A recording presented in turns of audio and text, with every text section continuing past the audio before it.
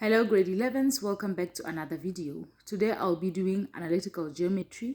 On the previous video I did grade 10. We covered the distance. Let me show you the formula. We covered distance, gradient, midpoint. So in grade 11 we will be doing altitude.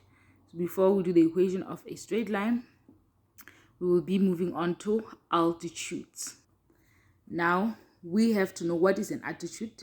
Altitude is a line drawn from the vertex corner of a perpendicular to the opposite side of 90 degrees. So for the first, we're gonna say, let's say a question says determine the equation of an altitude C. Determine the equation of the altitude AD. Let's go on the first triangle. Can you see that in this triangle there's no D, which means you have to go to A, draw a straight line, and this will be the D, and then write 90 degree line there. It forms a 90 degree here. It's written from the corner of a angle to the opposite side, and then it forms a 90 degrees. So when you're talking about an altitude, you're talking about that. That is how it will be asked in a question, right? Or they can say determine the equation of an altitude CE.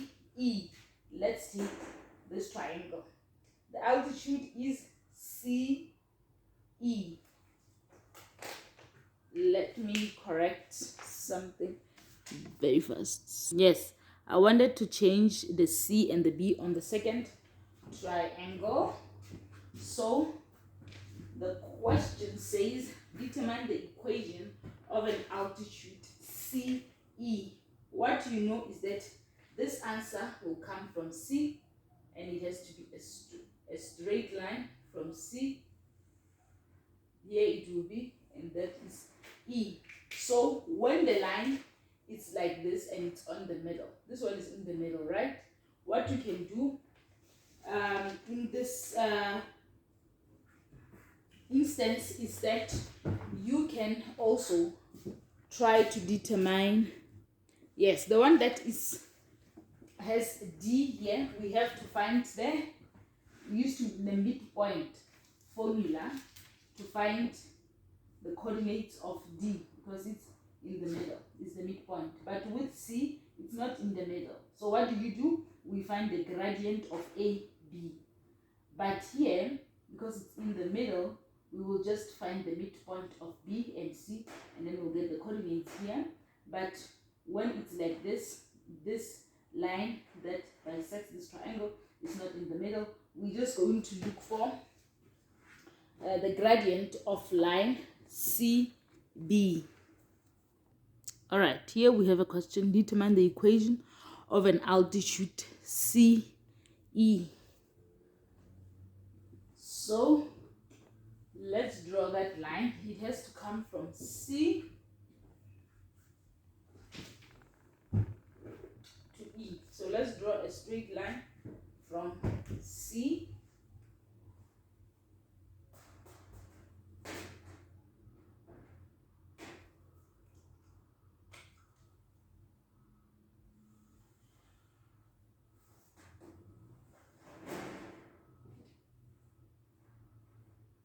and that is E. So that line is not in the middle, right? From 90 degrees. That line is not in the middle. So because the line is not in the middle, what we are going to do is that we have to calculate the gradient of this line. But if this line is in the middle here, let's say, then you just have to use the midpoint. But let's try to calculate the gradient first. That is y2 minus y1 over x2 minus x1. Right? This is what we are given, and we have to calculate. This is the equation, and we have to calculate the gradient. All right, so here we have it. And now let's put in the coordinates that needs to be put in then. Wait, sorry, you have to indicate the gradient of which line. So you're gonna say M A B equals to y2 minus y1 over x2 minus xy. And then what you're going to do is to substitute y2 is -1 minus y1 is 3 all over x2, which is 4, minus -1. You're going to put that into your calculator, which is -1 minus 3 over 4 minus 1, and that will give you a -4 over 3, which will be your gradient for that line.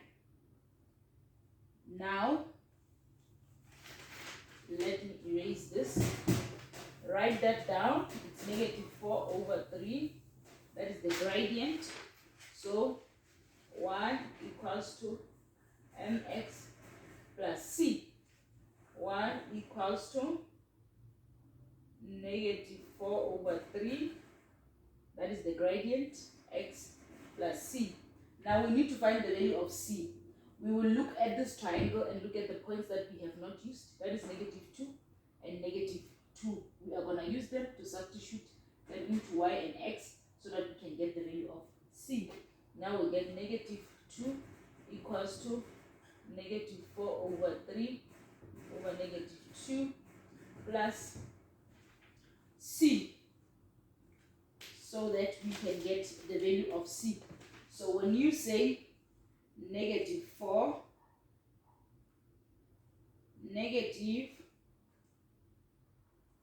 over 3 times -2, that is going to give you, that will be -2 equals to 8 over 3 plus c, right? So the 3 over 8 will come this side, so that we have 3 by itself. That will be -2 minus 8 over 3 equals to c, right? And then when you put this into the calculator, you will get -14 over 3 is equals to c. Now we have determined c. We will have y equals to -4 over 3 x minus 14 over 3. So let's verify that. 8 over 3. Yes. So there we have our answer. Now we can go ahead and do other examples. All right. Now we have moved on to the next thing. And then in this next thing, you have to know how to prove a parallelogram. So the first one, to know that this is a parallelogram, both pair opposite sides are parallel. So a parallel is made out of 4 sides. A parallelogram is made out of 4 sides. So 2 sides which are opposite are parallel. So that is the first reason that qualifies parallelogram. How to prove that a shape is a parallelogram: a square, a rectangle, no, a four-sided shape, it's a parallelogram. One of these reasons have to be met. So both pair opposite sides are parallel. So the left side and the left and the right side are parallel, or the top and the bottom lines are parallel. The next thing is just both pair opposite sides are equal. So the right and the left sides are equal, and the top and the bottom sides are also equal. Let me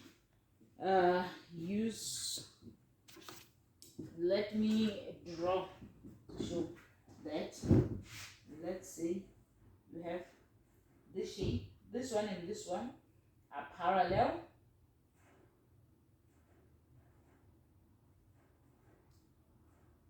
This one and this one are also parallel, and then this one is equals to this one, and this line is equals to this line. And then we again, the other reason is that diagonals bisect. So you'll be given a rectangular like that. You have to prove, maybe this is A, this is B, this is C, and this is D. What you have to prove is that the midpoint of AC and the midpoint of BD here are the same. That's when you will say diagonals bisect. Diagonals bisecting means they are cutting this into half. This rectangular is being cut into half by the bisecting lines. So that's what we mean by diagonals bisect. Here, when you say both opposite sides are equal, you prove that this line is equals to this line. Line AD equals to line BC, right? Using the distance. And then here, by bisect, you will use a midpoint to see that the midpoint of BD and the midpoint of AR are the same. Then you will prove diagonals bisect. Opposite sides are equal. So opposite angle, this has to be equal to this angle, and this angle has to be equal to this angle, right? Or this angle and this angle. Opposite angles are equal. That's what you have to know, that qualifies a four-sided shape to be a parallelogram. We are given this problem, and we are asked to prove that it is a parallelogram. So we are just given this on the Cartesian plane, and we have to prove that this is a parallelogram. So I am going to I will start with diagonals bisect. I want to prove that with diagonals bisect. So what I'm going to do here, I'm going to use the midpoint formula to calculate this, right? So remember the midpoint formula I showed? MAC equals to, so we're going to do AC first, then we do B. So AC, x1 is 1 plus x2 is here, it's negative 1 all over 2, and y1, where is it? Y1 is 3 plus y2 is negative 4 all over 2. And then let's do, before we calculate, M, B, D. So the x1 is negative 3, the x2 is 3, right? So it's BD 3, negative 3, all right, over 2, and then for the y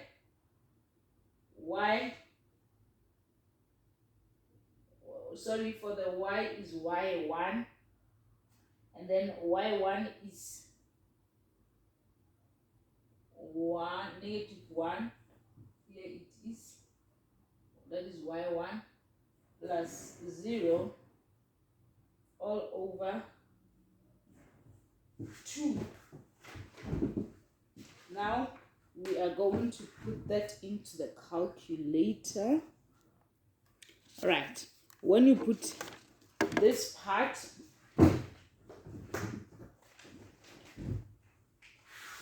in the calculator, it gives us 0, and then this one gives us negative 1 over 2, and then this one as well gives us 0, and this one gives us negative 1 over 2. So I have proven that this is a parallelogram, and then I will write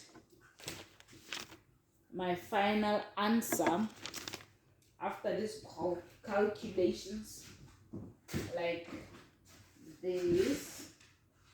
I will say I'm going to remove this so that I can have some space. So I will say, therefore, the midpoint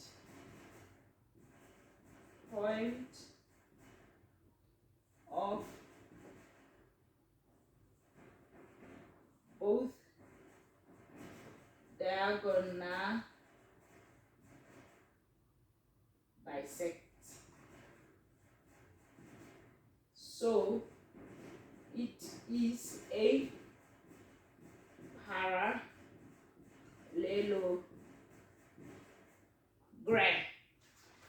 These questions can be challenging in the exam. Sometimes you're not even taught this part at school, and you don't know, you just know the distance, the midpoint, and the gradient from grade 10.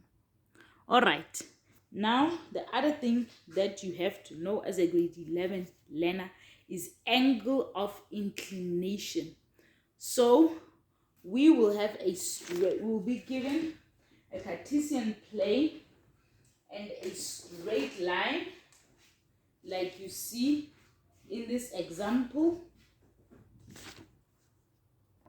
That's the angle of inclination. So that straight line, the equation, the gradient of this straight line is 4. The equation of this straight line, you've done functions in grade 10, so you know the equation of a straight line is y equals to mx plus c, right? So you would still be given that. This is a straight line, this is theta, and it's always theta is always the angle on the right. So you'll be given that equation. The gradient of this line is y equals to mx plus c. If you're not given, then you're given point A and B. You have to use these points of A and B to calculate the gradient, get this, and then find C, like I've shown you. Sorry, I have shown you previously. So what you are going to do to find theta, they will say find theta or determine theta. You will say shift on your calculator, press shift, then 10, and then 4. And then you will get 75,96. That is the angle theta when you are asked to determine theta. So you just have to find the gradient, use the gradient of that line to find theta. Yes, I'll be doing some past question papers next week. Tune in. We'll be doing analytical geometry, grade 10 and grade 11, and functions as well for grade 10 and grade 11s. Tomorrow, I will post Euclidean geometry for grade 12s. Thank you very much for watching. Please consider subscribing to the channel. It will help us grow. Thank you, and thank you for your support.